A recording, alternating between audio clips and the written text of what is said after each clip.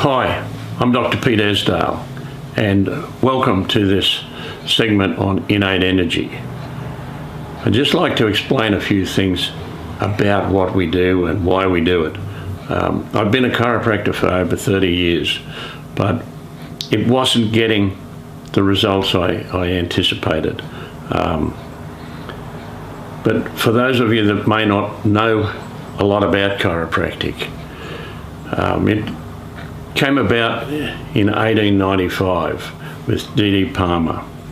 D.D. Palmer had been doing some things probably like Reiki today, just some energy healing, and he had a janitor in the building that he was working in. He was up on the second story of a building in Davenport, Iowa, and the janitor's name was Harvey Lillard, and Harvey had been deaf for 17 years. And Palmer was asking him about his deafness, and he said, yes, I bent down there one day and something went pop in the back of my neck, and I've been deaf ever since. So Palmer laid him down on his workbench and found that one vertebra in his neck, and it was never ever said what vertebra it was out of line with the others.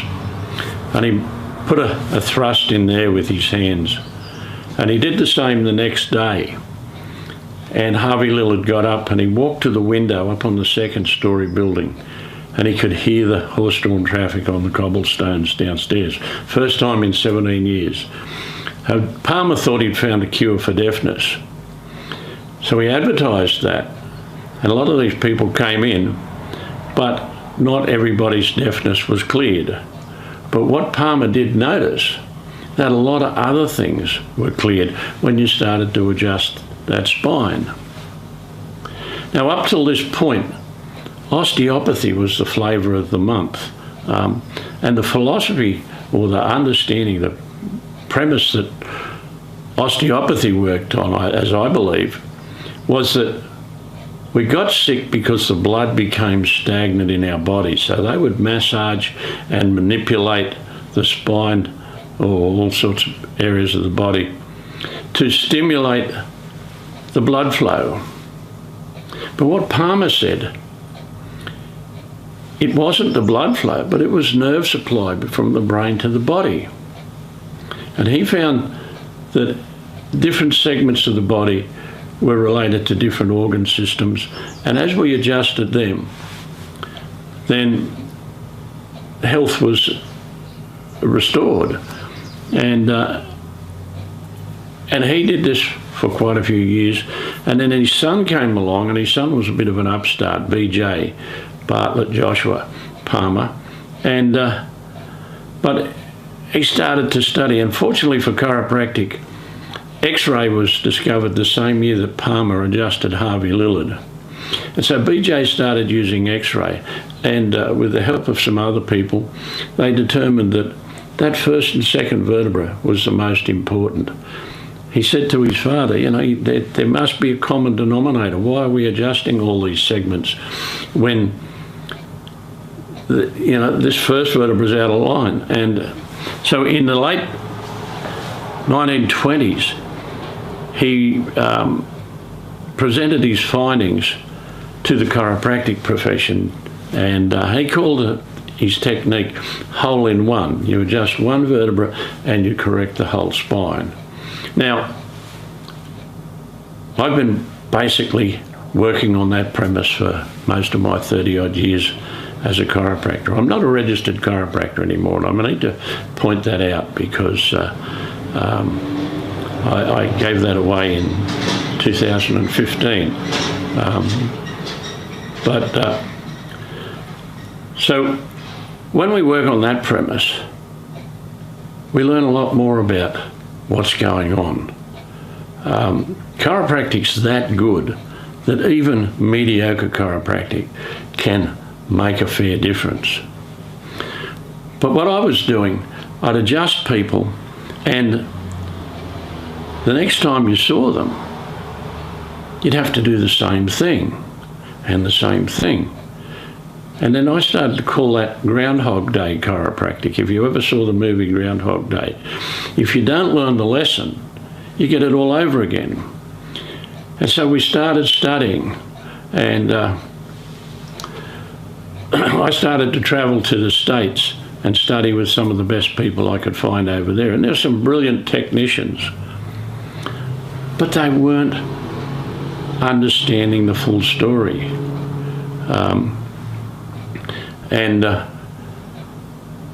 When I met my wife, I said, I'm almost there. I'm trying to develop chiropractic so it's consistently reliable, easily reproducible, and easily teachable. And it took me 17 years to write it down. Now, I've been teaching this for a number of years. I started teaching it as Equine Energy, and basically the premise was I wanted to prove that anybody could do this, that I could teach people to do it, work just as effectively as me. And that was fairly successful. But a lot of people didn't follow through. And that was disappointing for me. When I know that they can do it, and trying to get them to follow through is a bit of a challenge. So I backed off from that for a little while, and I've been a little bit quiet over the last couple of years, but we've got to get this out there. So basically, what this is all about is looking at health in a totally different way. It's looking at it from an energy point rather than a physical manipulation of the meat suit that we stand up in. We're dealing with the energy from the brain to the body. And as we get that transmitting normally, then health is a result. And what more need we do? So my vision for innate energy is that every family on the planet could do this. It's that simple. It needs a bit of work to become proficient at it, but if I can do it, I think nearly anybody could do it. I've got no special talents. I left school at 15. I went to chiropractic college when I was 35. I worked in the bush managing sheep and cattle stations in the meantime. So no formal qualifications for anything until I went to chiropractic college. And I've been questioning this ever since. So we want to help everybody, if possible, achieve this, to try it, to work with it, and to see the benefits, not only for their families, but for their animals, for their horses. That's why we started teaching people with horses, because it was something anybody could work with. But it doesn't matter. It doesn't matter whether it's your dogs, your cats, but they're all the same. So the only difference is there are some different bacteria that we need to consider. There's some different viruses, things like that. So it's that simple. Now, I want to point out 5 ways that we can all be successful with innate energy, because we can be successful. But we'll start with number 1. And these are the things that I've found over the years, that when people are struggling with this, they're not following the rules. So number 1 is stick to the basics. Do what we teach. And we've proven it over quite a number of years, and it doesn't vary. So the basics are simple. We teach them in a workshop, and when you follow that and stick with that, you'll get the results. Number 2 is work with it regularly. The more you work with it, the more familiar you become with it, the easier it becomes, and you can make these decisions yourself. I've come about this by just asking questions, and the only talent I have, if I've got any more talent than anybody else, is I ask different questions.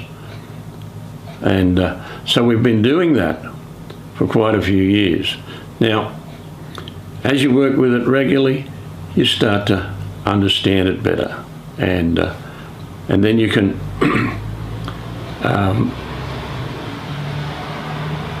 pick up things as they show up. And that's all I've ever done. When you have an understanding of what a well person looks like, or a well animal, you can understand when something's not right. And then we've got parameters for determining what area is being affected. And when you can find the area and then clear that, then that's about as hard as it gets. Now, the third thing that we need to do is we need to have a buddy to work with. We need to be able to, most of our questioning of the body is through muscle testing. We test the integrity of a muscle response, and it'll say yes or no.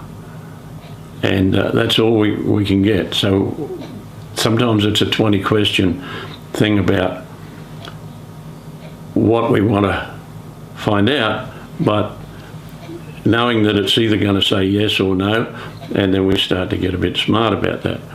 So if we train with a buddy, we can get them to test us, because if we're not working 100% ourselves, and if we don't have, in the early stages, when you're using a muscle test, we need to be working as well as we can. Two wrong things don't make a right. So we have to be well ourselves before we can determine if somebody else is unwell. And so when we know that we're okay, then we can expect a positive response, or a clear response from the people we're working with. So training with a buddy is important. So if you're going to pick this up, find somebody that you can work with on a regular basis, and train together and test each other and make sure that we're both clear and working. And the next thing, the fourth thing, is to keep yourself clear. So clear the things that you find that are interfering with the message between the brain and the body, and keep them clear. Now, we haven't gone into a lot of detail about what's behind this, but traditionally with chiropractic we talk about vertebral subluxations. And basically, in a nutshell, anything you're exposed to, physically, emotionally, chemically, electromagnetically, geopathically, astrologically, or solar, that you can't deal with that quick, will cause these two hemispheres of your brain to work differently, which cause the muscles in your neck to work differently, which cause this first vertebra to go out of line. It moves 10 times more than any of the other vertebrae in your spine. So it's the most influential. And when it's out of line, then the interference to the nervous system affects different areas of the body. And so it's important that we keep this in the best shape possible.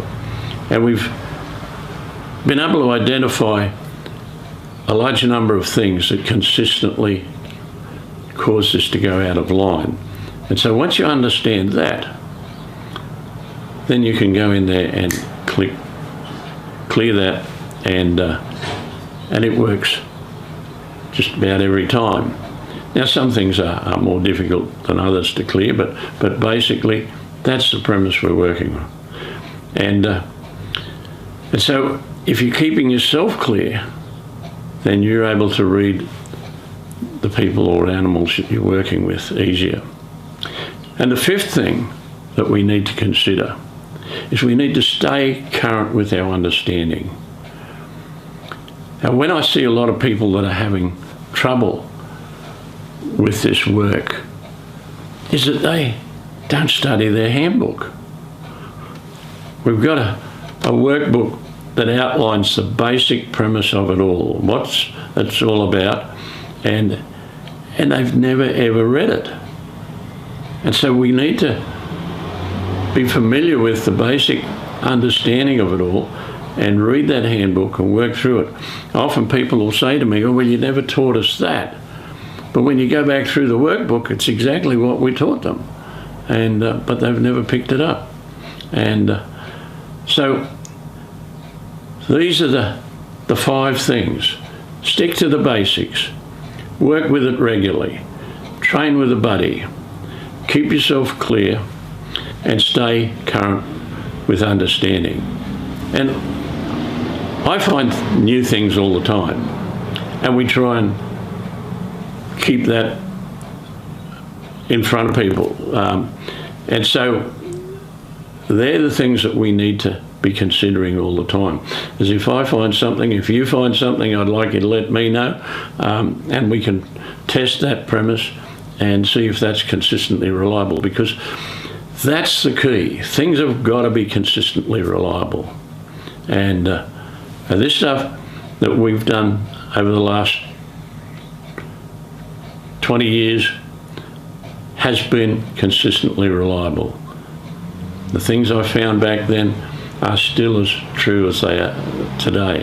And but we find new understanding all the time. And that just goes to our bank of knowledge. So I'll leave you with these few things. And I hope that has given you some idea of where we're going. Hasn't given you a lot, but we'll follow that through and help you understand a little bit more. One of the things that we need to do is help you learn to muscle test accurately. And if anybody's coming to a workshop with me, we want them to be able to muscle test before they get there, because that's the basis of everything. And when you can do a muscle test, so then you're going to find it a lot easier to work with. So if you have a buddy or find a buddy that wants to be involved with this along with you, then we can start and you can pick this up. So I hope this has been somewhat useful, and we look forward to meeting with you and working with you in the future. Have a great day.